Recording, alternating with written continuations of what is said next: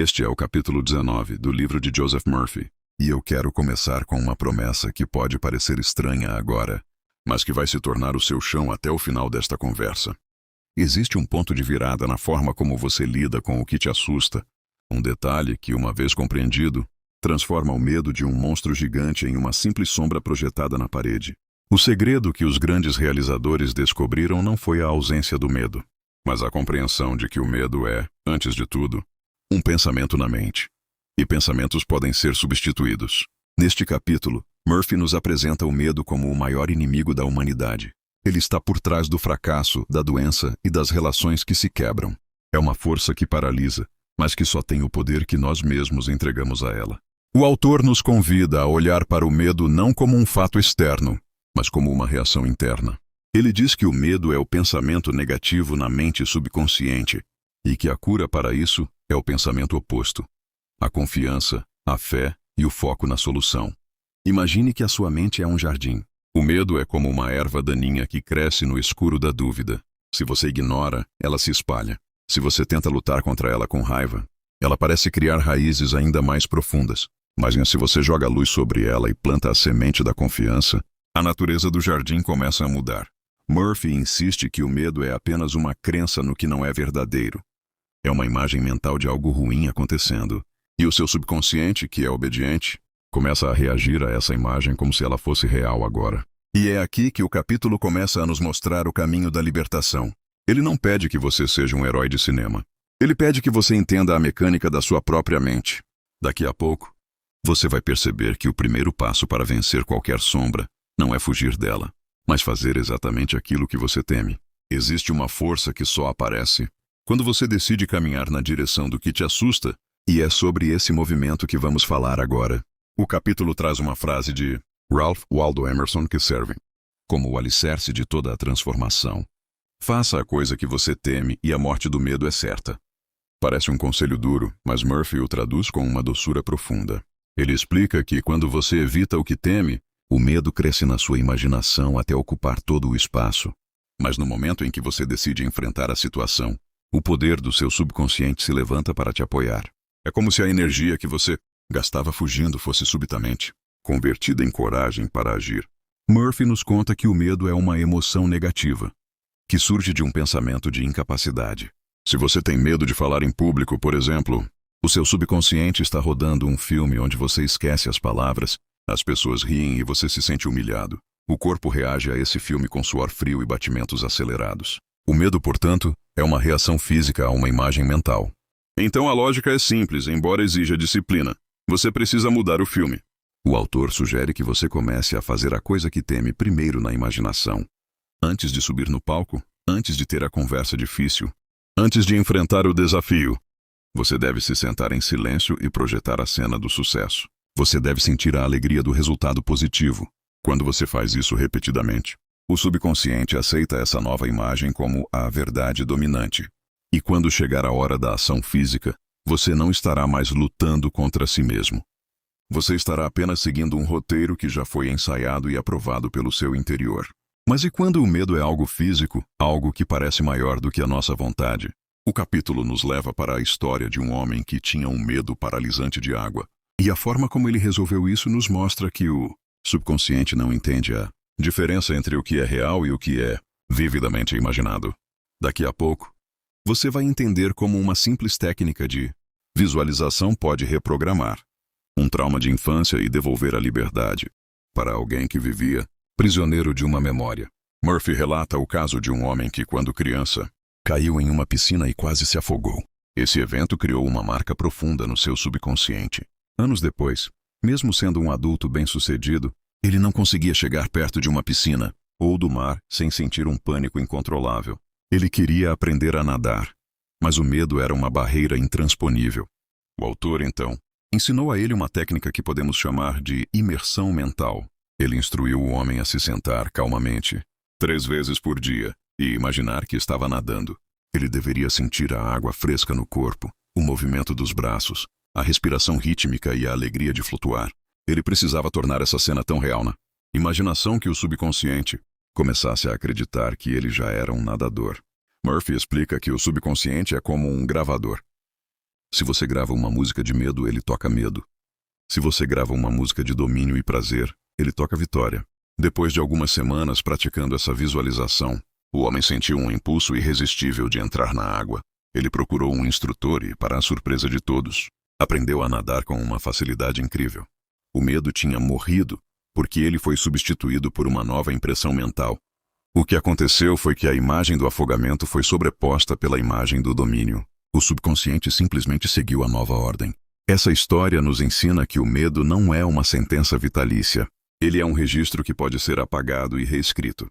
Se você tem um medo que te impede de viver plenamente, saiba que a solução não está em tentar ter coragem na força bruta, mas em cultivar a sensação de segurança no silêncio da sua mente. E isso nos leva a outro medo muito comum, que aflige milhares de pessoas: o medo de falar em público ou de ser julgado pelos outros. O detalhe aqui é que a cura para o julgamento alheio começa, invariavelmente, no julgamento que você faz de si mesmo. O medo de falar em público é, na verdade, o medo da desaprovação. Murphy explica que, quando alguém trava diante de uma plateia, é porque a mente está focada no eu. Será que eu vou errar? E o que vão pensar de mim? E se eu parecer ridículo? Esse foco excessivo no ego cria uma tensão que bloqueia o fluxo do subconsciente. O autor sugere uma virada de chave. Em vez de focar em si mesmo, foque na mensagem e no bem que você pode fazer para as pessoas que estão te ouvindo. Ele apresenta a técnica da clínica mental. Se você tem um compromisso importante, comece a se preparar mentalmente dias antes. Imagine-se diante das pessoas, sentindo-se calmo, confiante e entusiasmado. Veja os rostos das pessoas sorrindo e concordando com você. Sinta a satisfação de ter entregado algo valioso. Murphy diz que ao fazer isso, você está anestesiando o medo. Você está criando um canal por onde a inteligência infinita do seu subconsciente pode fluir sem obstáculos. Outro ponto fundamental que o capítulo aborda é o medo do fracasso. Muitas pessoas nem sequer começam um projeto porque têm pavor de que algo dê errado. Murphy é categórico. O fracasso só existe se você aceitar o pensamento de derrota. Ele conta a história de um homem que perdeu tudo em uma crise financeira, mas que se recusou a se sentir um fracassado. Ele dizia para si mesmo: eu perdi o dinheiro, mas não perdi a minha capacidade de criar e atrair riqueza. Ele manteve o foco na solução e, em pouco tempo, reconstruiu sua fortuna. O medo do fracasso é curado pela compreensão de que o seu subconsciente é uma fonte inesgotável de recursos. Se uma porta se fecha, a inteligência infinita sabe como abrir outra.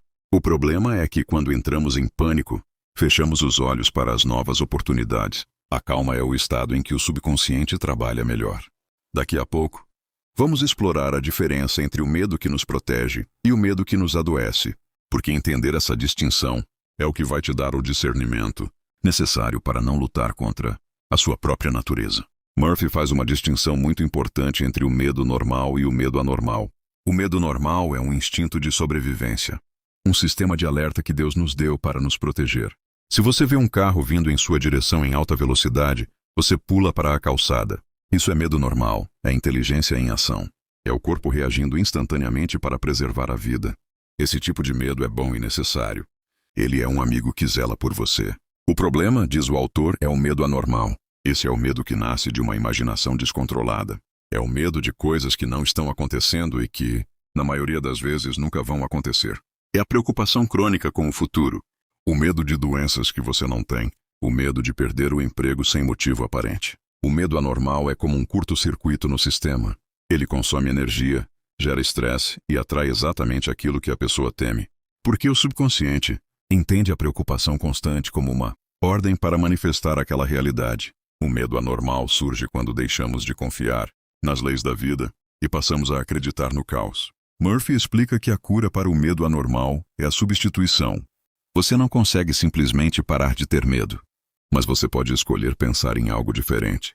Quando um pensamento de medo surgir, você deve imediatamente substituí-lo pelo pensamento de proteção, paz e harmonia. É como trocar a sintonia de uma rádio, que só toca notícias ruins por uma que toca uma música suave e inspiradora. O autor nos lembra que o amor lança fora todo o medo. O amor aqui é a dedicação total a um ideal, a uma verdade, a um propósito maior. Quando você está absorto em algo que ama, o medo não encontra espaço para entrar. Mas existe um medo que parece ser o pai de todos os medos anormais. Um que assombra a humanidade desde o início dos tempos. O medo do desconhecido e, principalmente, o medo da morte. Daqui a pouco vamos mergulhar na forma como Murphy encara essa transição, e você vai perceber que até o fim da vida pode ser visto com uma serenidade que a maioria de nós nunca imaginou ser possível. Muitas pessoas vivem como se houvesse um bicho-papão escondido em cada esquina do futuro. Murphy usa essa metáfora para explicar que a maioria dos nossos medos são como sombras em um quarto escuro. Parecem monstros terríveis, mas quando você acende a luz, percebe que eram apenas roupas penduradas em uma cadeira. A luz, no caso da mente, é o conhecimento das leis do subconsciente. Quando você entende que a sua realidade externa é moldada pelos seus pensamentos internos, você para de ter medo do destino e passa a assumir o leme da sua própria vida. O autor conta que muitos dos seus consulentes chegavam a ele apavorados com previsões de videntes ou com má sorte hereditária. Ele sempre respondia que nenhuma profecia negativa tem poder sobre você, a menos que você a aceite como verdade no seu subconsciente. O seu pensamento é o único poder criativo no seu mundo. Se você se recusa a dar poder ao medo, ele murcha e morre por falta de alimento. O medo precisa da sua atenção para sobreviver. Tire a atenção dele e foque no que é bom, e ele desaparecerá. Nesta primeira parte da nossa jornada pelo capítulo 19, vimos que o medo é um pensamento, que ele pode ser enfrentado pela ação e pela visualização, e que existe uma diferença vital entre o alerta que nos protege e a ansiedade que nos destrói. Vimos histórias de superação, que provam que o subconsciente é plástico e pode ser reprogramado. Mas ainda falta tocarmos no ponto que fecha o ciclo de todos os medos humanos: a nossa relação com o tempo e com o fim de todas as coisas. Daqui a pouco, na segunda etapa, vamos entender como a compreensão da vida eterna e da continuidade da consciência pode remover o peso do medo do envelhecimento e da morte. Você vai descobrir que a paz que você procura não está em evitar o fim, mas em compreender que não existe um fim real para a inteligência que habita em você. O detalhe que fecha tudo está logo adiante, e eu te espero para concluirmos essa transformação juntos. Retomando o fio da nossa conversa, existe um medo que costuma sussurrar no ouvido de quem está prestes a dar um passo importante: o medo do fracasso. Murphy nos mostra que esse medo é, muitas vezes, mais destrutivo do que o próprio erro em si. Ele conta a história de um homem que, após perder sua empresa, sentia-se como se tivesse perdido sua identidade. Para esse homem, o fracasso não era um evento, era um estado de ser. Ele acreditava que o destino tinha decidido contra ele. Mas o autor o ajudou a perceber que o subconsciente não se importa com o que você perdeu no passado. Ele só se importa com o que você está imprimindo nele agora. A cura para o medo do fracasso, segundo o capítulo, é a compreensão de que você é maior do que as suas circunstâncias. Murphy sugere que você deve se ver como um canal de expressão da inteligência infinita. Se um negócio não deu certo, ou se um plano falhou, isso é apenas um dado, uma informação. O seu subconsciente possui infinitas outras formas de te levar ao sucesso, desde que você não bloqueie o fluxo com o pensamento de "acabou para mim". O homem da história começou a afirmar: a inteligência infinita que me deu a ideia original agora me guia para um sucesso ainda maior. Ele parou de olhar para as cinzas e começou a olhar para o novo projeto. O detalhe aqui é a persistência na nova imagem. O medo do fracasso tenta te fazer olhar para trás, para o que deu errado, para a dor da perda. A liberdade vem quando você decide, com uma firmeza quase teimosa, olhar apenas para o resultado desejado. Murphy explica que o subconsciente é como um navegador. Se você insiste em dizer que o caminho está bloqueado, ele para o carro. Se você insiste que existe um desvio e que você vai chegar ao destino, ele recalcula a rota e te mostra a saída. É uma parceria de confiança. E essa confiança nos prepara para enfrentar algo que assombra muita gente de forma silenciosa: o medo do julgamento e da desaprovação. Murphy nos lembra que ninguém tem o poder de te fazer sentir inferior sem o seu consentimento. O medo do que os outros pensam é, no fundo, uma dúvida sobre o seu próprio valor. Daqui a pouco, vamos entender como a construção de uma autoimagem de aço pode tornar as críticas alheias tão irrelevantes quanto o barulho do vento lá fora. Existe um segredo na forma como você se vê que muda completamente. A forma como o mundo te trata. O capítulo avança para uma zona de sombra que muitos evitam tocar: o medo do desconhecido. Murphy explica que a mente humana tem uma tendência ancestral de preencher o vazio com monstros. Se não sabemos o que vai acontecer amanhã, Nossa imaginação, se não for treinada, tende a projetar o pior. É o medo da mudança, o medo de sair do que é familiar, mesmo que o familiar seja doloroso. O autor nos convida a substituir esse medo pela expectativa do bem.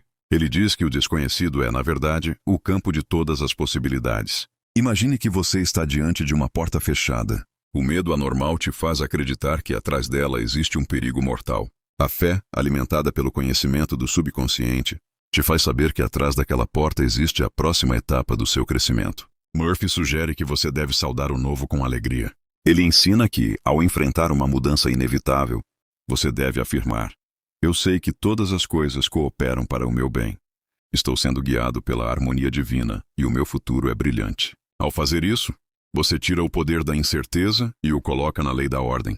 Outro ponto que Murphy aborda com muita sensibilidade é o medo da doença.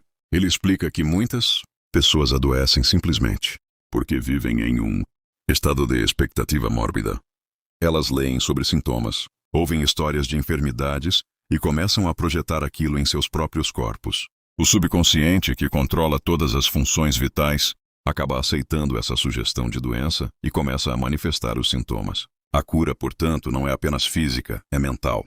É preciso limpar a imagem da doença com a imagem da saúde vibrante. O autor insiste que o medo da doença é um pensamento de separação da fonte da vida. Quando você se sente conectado à inteligência que te criou, você entende que a saúde é o seu estado natural. O medo perde a força quando você para de dar atenção a ele e passa a focar na perfeição da vida que flui em cada célula do seu ser. Mas existe um medo que parece ser o limite final de todos nós. O medo que nos faz contar os anos com apreensão. Daqui a pouco, vamos falar sobre como Murphy encara o envelhecimento e a transição da vida. E você vai perceber que a velhice é muito mais um estado mental do que uma contagem de aniversários. O medo do desconhecido é, na verdade, o medo de que a vida não seja amigável. Murphy nos convida a mudar essa premissa básica. Em vez de olhar para o futuro com suspeita, comece a olhar com expectativa de bem. Ele diz que o subconsciente é como um solo que não questiona a semente. Se você planta sementes de medo do futuro, ele colhe ansiedade. Mas, se você planta a semente da expectativa divina, ele colhe surpresas maravilhosas. O desconhecido deixa de ser assustador quando você confia no guia que caminha com você por dentro. O autor sugere que você use a afirmação: eu sei que o meu futuro é o reflexo do meu pensamento atual. E o meu pensamento hoje é de paz, sucesso e harmonia.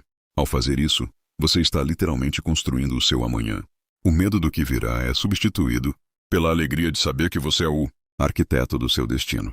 Murphy explica que a inteligência infinita conhece o fim desde o começo e que quando você se alinha com ela, você é conduzido pelo caminho mais seguro e próspero, mesmo que você não consiga ver além da próxima curva. Outro medo que o capítulo explora com muita sensibilidade é o medo da solidão. Muitas pessoas permanecem em situações infelizes ou aceitam migalhas de afeto porque têm pavor de ficarem sozinhas. Murphy ensina que a solidão é um estado mental, não uma circunstância física.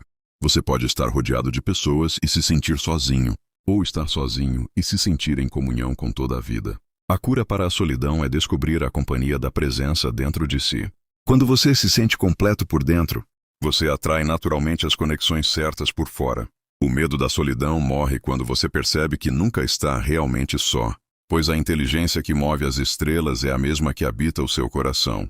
Essa percepção traz uma segurança que nenhuma presença humana pode dar. E é com essa base de segurança interna que chegamos ao maior de todos os medos, aquele que Murphy trata com uma clareza quase transcendental: o medo da transição final, o medo da morte.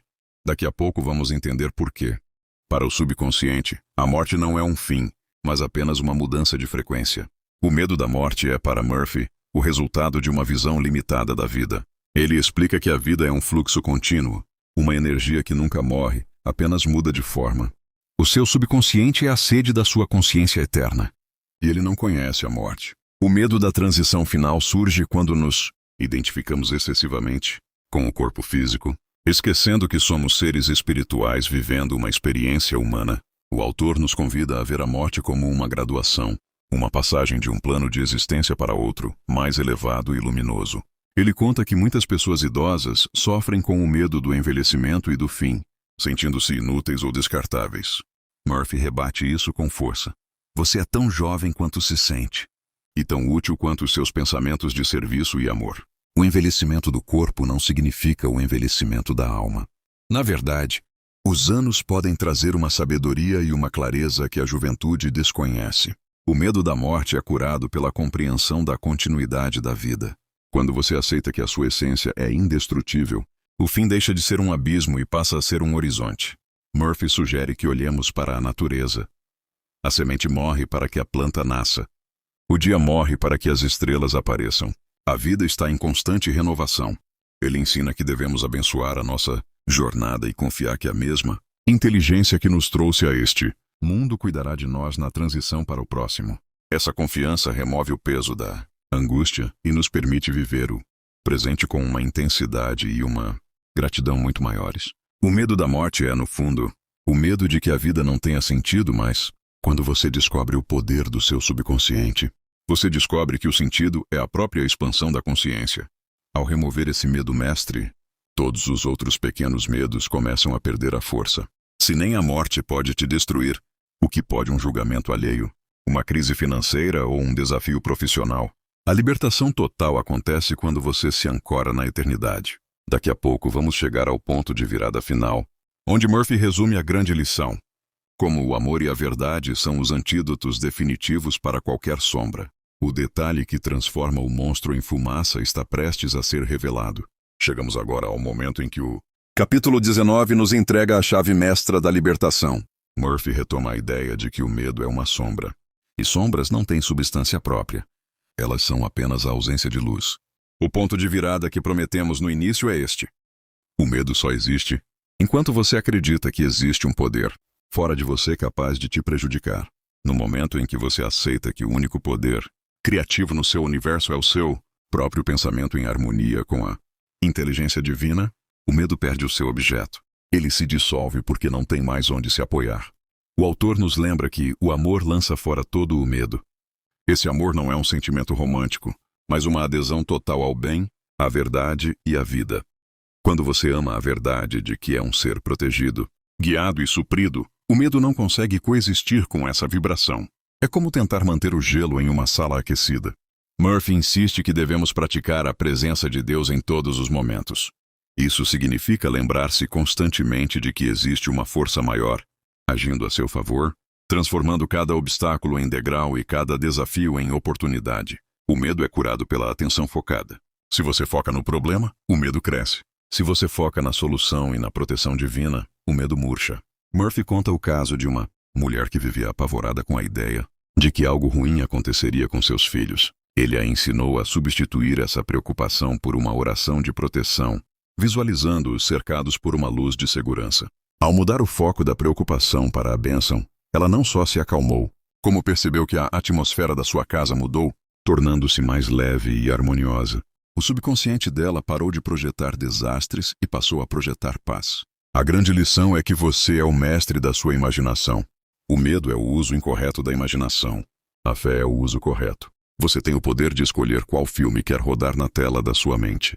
Quando você escolhe o filme da vitória, da coragem e da proteção, o seu subconsciente mobiliza todos os recursos do universo para tornar esse filme a sua realidade física. O medo, então, revela-se como o que ele sempre foi. Uma ilusão que só tinha o poder que você dava a ela.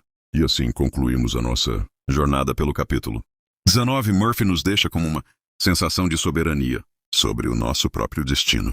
Ele nos mostrou que o medo é um pensamento que pode ser substituído, que a ação é o antídoto para a paralisia e que o subconsciente é o nosso maior aliado na construção de uma vida corajosa. Ele nos ensinou que não precisamos temer o fracasso, o julgamento ou mesmo a transição final, pois somos parte de uma vida eterna e inesgotável. A sombra se foi, e o que resta é a clareza de quem sabe que habita o esconderijo do Altíssimo. A mensagem final de Joseph Murphy é um convite à prática constante. Não basta saber essas verdades, é preciso vivê-las. Comece hoje a enfrentar os pequenos medos, a usar a sua imaginação para o bem e a afirmar a sua segurança interior. Lembre-se de que a morte do medo é certa no momento em que você caminha em direção a ele com a luz da verdade nas mãos. Você nasceu para ser livre, para ser feliz e para expressar todo o potencial que Deus colocou no seu subconsciente.